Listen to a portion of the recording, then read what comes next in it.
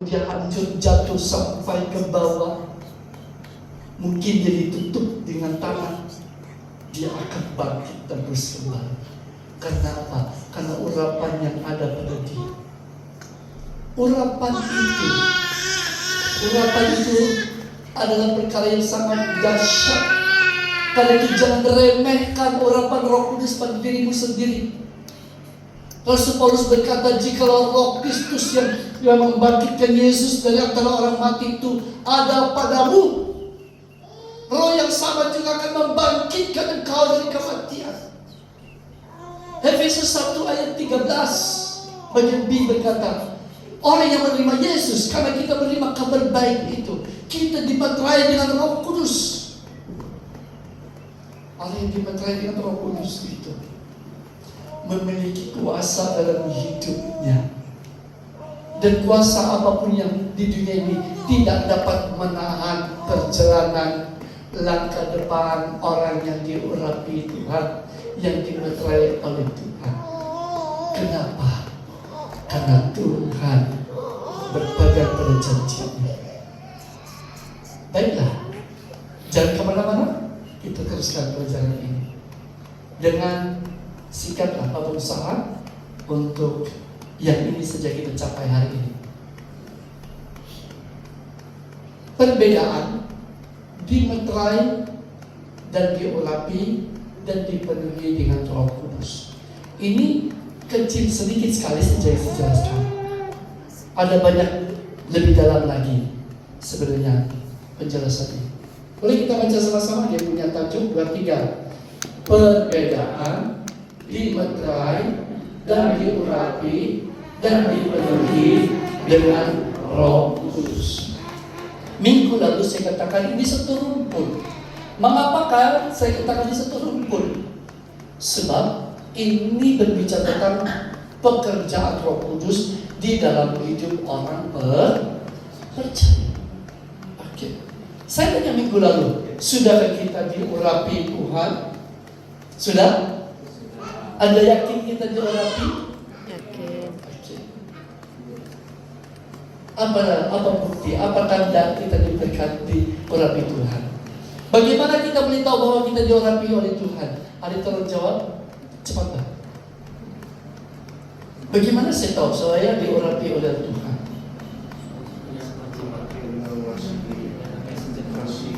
Iya. Iya. Itu buah-buahan. Ada yang lain? Ada ayat? Cari ayat firman Tuhan juga boleh. Itu memang dari ayat juga. Ada yang lain? Bagaimana kita tahu? Ada orang yang memberi penekanan? Ketika saya percaya, dimeterai dengan Roh Kudus. Ada di situ. Ayo, mari kita baca di bawah ini. Perbedaannya terletak pada penekanan aspek hubungan dan fungsi Roh Kudus dalam kehidupan orang percaya. Apa yang dimaksudkan itu? Kita ke bawah lagi. Apa 2-3? Dimeterai dengan Roh Kudus. Oke. Dimeterai dengan Roh Kudus. Untuk memahaminya kita lanjut membaca berikut. 3. Dimeterai Roh Kudus lebih menekankan pada apa? Jaminan Kepemilikan. Terus identitas sebagai milik Kristus dan perlindungan kekal. Wow, muliakan Tuhan loh.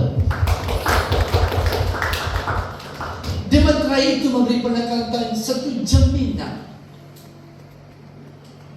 Jaminan Tuhan itu dari Tuhan. Dia sendiri yang memberi jaminan. Tidak hanya dengan perkataannya, tetapi oleh Roh-Nya sendiri yang diberinya, diutusnya, diam di dalam hidup orang-orang yang percaya. Tapi saya ingin katakan dengan tegas, tidak semua orang yang mengaku percaya Yesus itu benar-benar sudah dimeterai dengan Roh Kudus. Karena ada orang yang percaya Yesus, karena mereka beragama Kristen. Ada orang yang percaya kepada Yesus karena Yesus itu baik, berkuasa, mengakui jabatan Yesus dalam hal tertentu. Tetapi apa yang dikatakan di sini, mereka yang menerimanya adalah orang yang sungguh-sungguh menerima, memberi hidupnya kepada Tuhan. Baik. Terbuka, membuka hidupnya dan menerima Yesus sebagai Tuhan dan Juru Selamat secara pribadi. Dan orang itu dijamin oleh Tuhan, mereka adalah milik Tuhan. Kalau kita adalah milik Tuhan, berarti tidak ada lagi tuan lain yang patut kita sembah. Berarti kita tidak patut mengagungkan suatu pribadi yang lain, kekuatan yang lain, mengharapkan yang lain lebih daripada kita mengharapkan Tuhan. Negatifnya, kita juga tidak boleh meragukan Tuhan. Kenapa kita ragu dengan Dia? Sedikit keraguan di hati kita itu adalah hasil daripada hasutan iblis.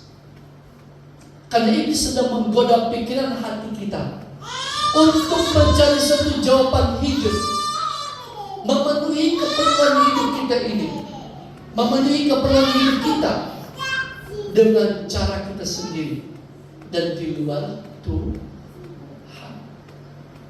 Oke.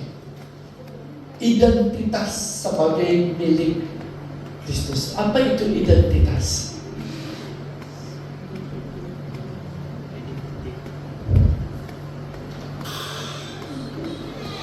Apa itu identitas? Sinonimnya apa? Ayo. Biasa kita sebut ini identitas. Apa sinonim identitas? Ataupun pengertian kita tentang identitas. Tolong cepat jalan masa. Kepribadian. Hah?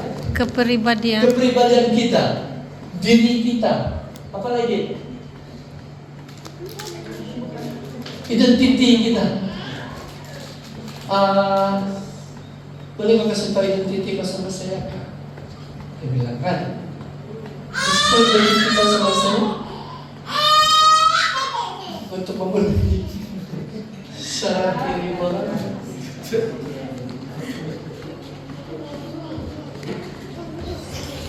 Jangan berhenti di situ. Identitas itu apa? Ini kelas ini. Nanti malah kamus kamu itu apa dia? Di Google. Ciri-ciri, tanda-tanda, Oke, Ibu bilang ciri-ciri menurut kamus apa itu? Ini menurut kamus. Iya. Apa dia? Ciri-ciri, tanda-tanda, Atau keadaan khas yang melekat keadaan khas itu tepat. Keadaan khas yang melekat pada atau sesuatu yang membedakannya membedakan kita dengan yang lain. dengan yang lain. Itu disebut identitas. Sifat istimewa. Wah, itu sifat. Yes. Orang yang di matra itu mempunyai identitas yang berbeda dengan orang lain.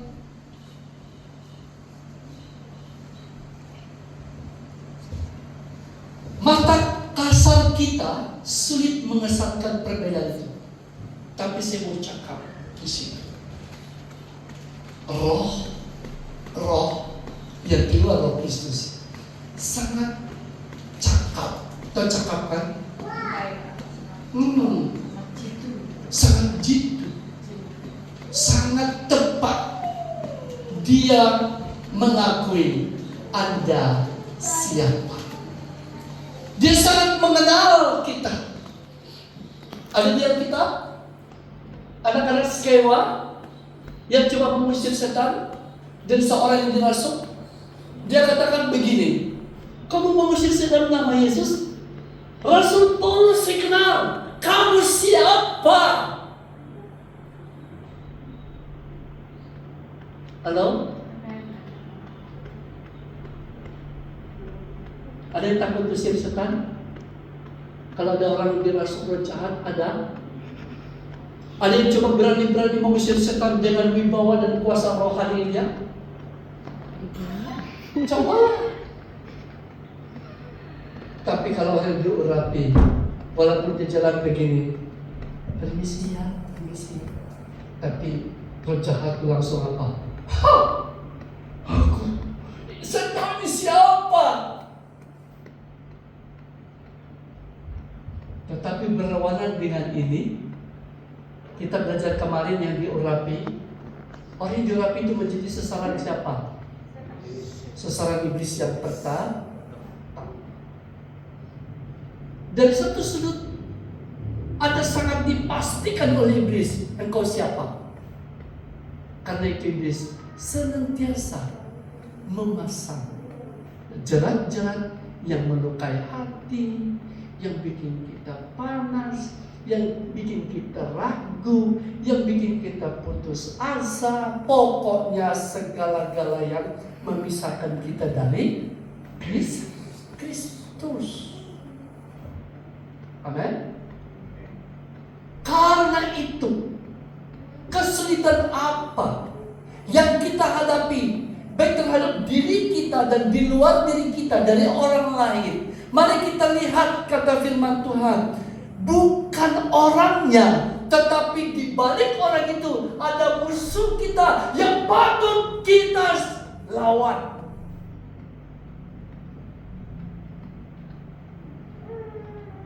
Karena itu kita tidak boleh mengalah dengan kelemahan kekurangan kita, dengan masalah yang kita hadapi. Jangan menyembah dia, nampak? Jangan sujud kepada dia. Jangan menangis karena mengalah.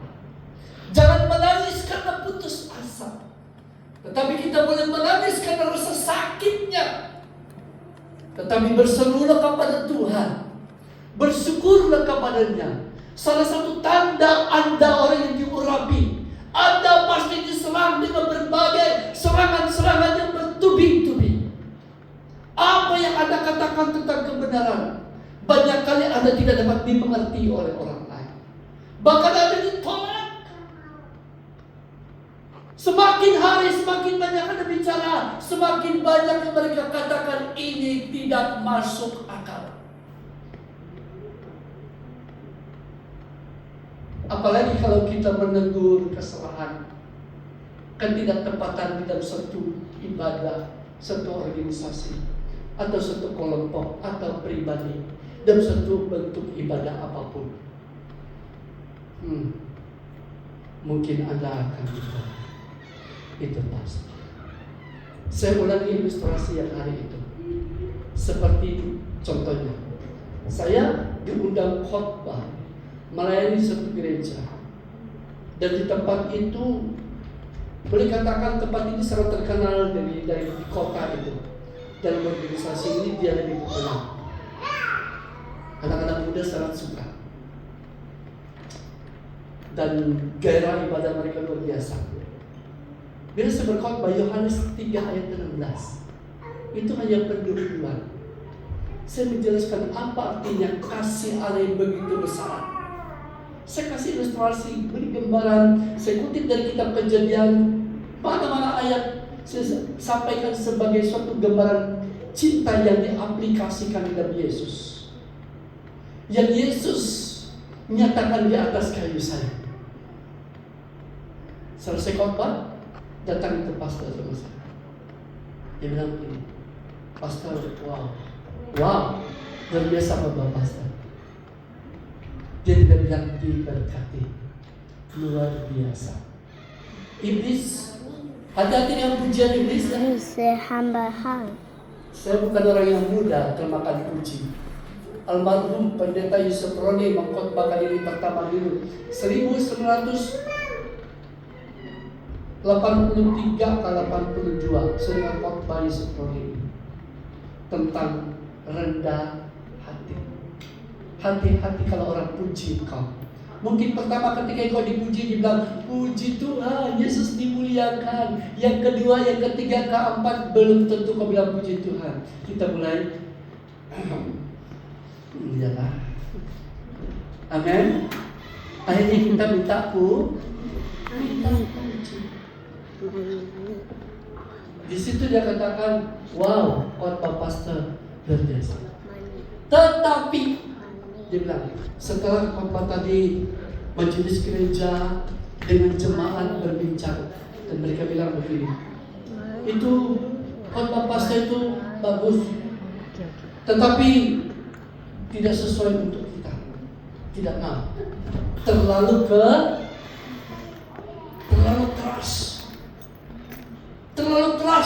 jadi tidak mengena, tidak sesuai dengan kebutuhan kita di sini.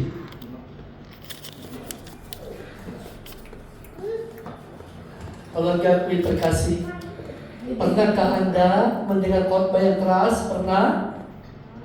Pernah kita ditegur? Selalu? Apa kita mengakui itu suara Tuhan? Halo?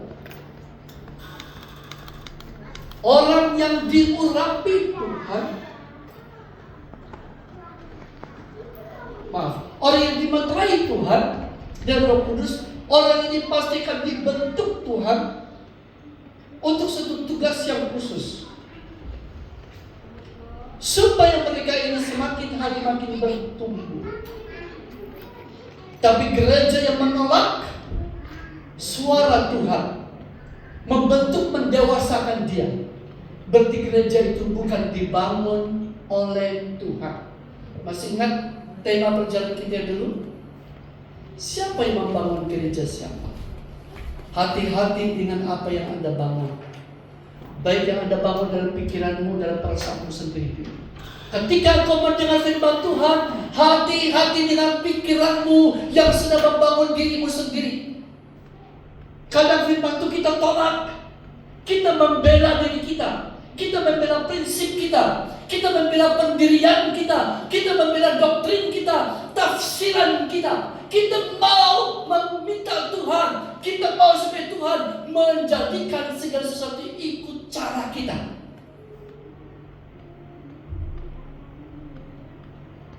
Dan saya ingin katakan, kalau Anda menurunkan itu kepada anak, cucu, dan orang lain, apalagi jemaat, berarti kita bukan membangun gereja Tuhan. Ini bukan yang dibangun oleh Tuhan. Salah satu yang tertinggi dalam Alkitab katakan, gereja yang dibangun Tuhan. 2 Timotius pasal 3 ayat 16. Hafal? 1, 2, 3. Segala tulisan yang diilhamkan Allah memang bermanfaat. 1, mengajar. 2, menyatakan. Yang ketiga, memperbaiki. Karena tiap-tiap orang adalah kepunyaan Allah, diperlengkapi untuk setiap perbuatan yang baik, yang benar. Tuhan tidak biarkan Anda menjadi baby terus. Itu anak baby kecil, tidak mungkin dia boleh gendong mama dia. Coba kasih dia sekilo beras, dia boleh angkat itu tidak? Dia main-main, mungkin dia telan, akhirnya dia binasa. Saya mau kasih tahu kita, Tuhan melahirkan kita dan memateraikan kita bukan menjadi baby, menjadi dewasa. Sebab itu, pastikan diri kita benar-benar sudah memiliki beberapa perkara ini.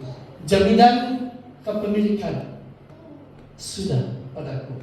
Identitasku sebagai milik Kristus sangat nyata. Yang ketiga, perlindungan kekal dari Tuhan. Yesus berkata apa? Aku menyertai kamu sampai akhir zaman. Karena itu aku mengutuskan Roh penghibur. Kata penghibur ini bukan bilang senang-senang, senang tidak. Kata penghibur ini melengkapi kita dengan segala tempat pengetahuan surgawi. Sehingga kesulitan apapun dunia ini tidak dapat melebihi sukacita yang dikaruniai oleh Allah melalui Roh Kudus dalam hidup kita, orang-orang yang percaya. Apakah ini jelas? Halo? Jelas? Sudah kita miliki? Ada padamu. Sekarang buka hati kita, akal kita untuk menerimanya. Mari kita baca firman Tuhan Efesus 1 ayat 13. Bagian B itu artinya yang dikaitkan dengan kata meterai. Tapi ini keseluruhan ayatnya. 2, 3. Di dalam Dia kamu juga, karena kamu telah mendengar firman kebenaran, yaitu keselamatan. Di dalam Dia kamu juga, ketika kamu percaya, terus dimeterai dengan Roh Kudus yang dijanjikannya itu. Mari kita muliakan Tuhan. Ketika engkau percaya, ketika kau terima Yesus, terima kabar baik dalam hidupmu, saat itu engkau sudah dimeterai dengan Roh Kudus. Meterai itu tidak datang dan pergi sesuka hatinya, seperti lagu orang. Lagu orang atau lagu kita? Paling kita mungkin. Coba kasih chordnya sejak paling. Kau datang dan pergi sesuka hatimu. Tapi ini bukan sama dengan lagu dan lagu rohani. Suka-sukamu Tuhan, suka-sukamu Tuhan. Ini juga beda sebenarnya. Ya. Waktu kita terima Tuhan, kita dimeterai dengan Roh Kudus. Meterai itu tidak dapat dipisahkan lagi. Halo, Anda bersama? Amen. Anda ini dimeterai dengan Roh Kudus, dan meterai itu tidak dapat dipisahkan dari hidupmu lagi. Berarti senantiasa Roh Kudus itu ada. Kalau ada pengajaran yang berkata, mari berdoa minta Roh Kudus,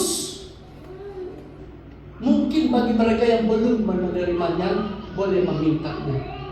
Tetapi mereka yang sudah dimeterai dengan Roh Kudus, jangan ikuti pengajaran ini. Minta lagi, minta lagi, minta lagi. Bagaimanapun hebatnya khotbah hamba Tuhan itu, dia juga bukan maha tahu tentang dirimu. Tapi mari kita buat pilihan pada diri kita sendiri. Ketika dia katakan mari di sini, mari di sini, orang yang belum dimeterai dengan Roh Kudus, mari ke sini. Saya mau berdoa supaya kau memiliki Roh Kudus. Kalau kau percaya kau sudah dimeterai, tak perlulah datang ke depan lagi. Amin. Baca ragu-ragu ini. Mau datang ke sini? Mari saya doakan. Ada banyak hamba Tuhan yang digemari oleh banyak orang Kristen, karena mereka suka menumpang tangan dan memberi Roh Kudus. Hati-hati. Roh itu bukan milik dia. Kalau kita melihat Roh Kudus itu bekerja sesuai firman Tuhan, dia bertindak dan bekerja menurut keinginannya sendiri.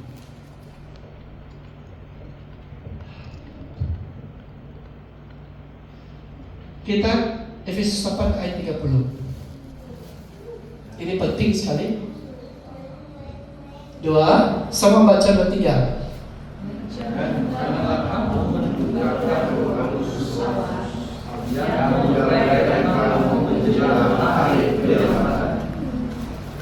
Kenapa Rasul Paulus mengatakan janganlah mendukakan Roh Kudus?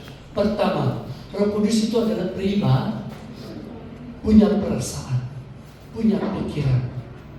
Hanya yang punya perasaan pikiran itu yang boleh mengerti kita, yang boleh mengetahui seluruh keperluanmu, yang ikut merasakan apa yang kau rasakan, mengalami apa yang kau alami. Dan dia saja yang mampu mengimbangi segala keadaanmu, yang mampu memenuhi segala keperluan kita. Itulah Roh Kudus. Yang kedua, Janganlah kamu menduka. Dengan cara apakah kita mendukakan Roh Kudus? Tadi Roh Kudus itu sudah diam dalam kita, bukan? Tinggal dalam kita, bukan? Apa peranan Roh Kudus dalam hidup orang Kristen yang kita tahu? Peranan dia pertama, satu. Wow. Melindu. Dua. Berhikmat. Tiga. Apa?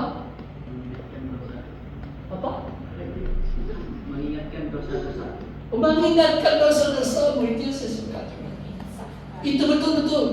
Itu juga yang saya mau kita dengar. Menginsafkan. Kalau seseorang Kristen tidak ditegur oleh Roh Kudus tentang dosanya, dia selesai saja.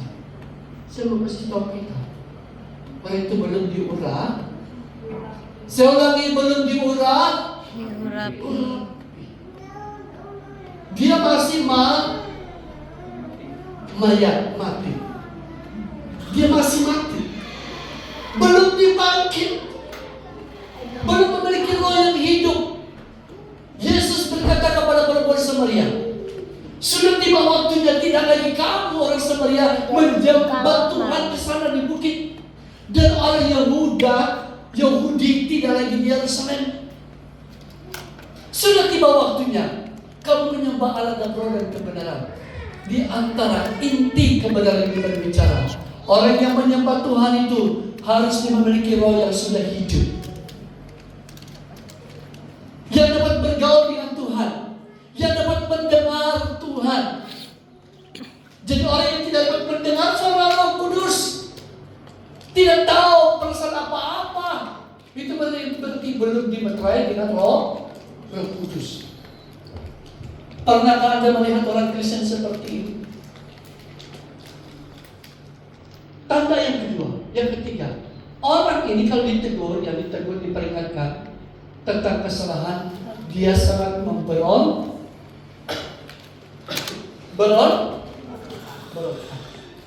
marah. Tapi ini sifat manusia yang aneh. Kalau kita cakap diri kita sendiri bodoh, kita tersinggung kan? Kalau ada bersama Bapak, terima kasih semua. Kita jalan-jalan tersandung, kita punya kaki, terus kita bilang bodoh Bang. Bodoh itu saya ini. Atau buat kerja, ada kasih dapat tentang, bodoh juga ini. Pernah? Tadi waktu kita cakap diri kita sendiri bodoh, kita tersinggung. Tidak. Coba kalau bini yang cakap kita bodoh atau orang lain, kita tersinggung tidak? Tersinggung. Kenapa tersinggung? Padahal sama saja. Tidak mau ditegur. Kita boleh ukur diri kita sendiri, tetapi kita tidak mau Tuhan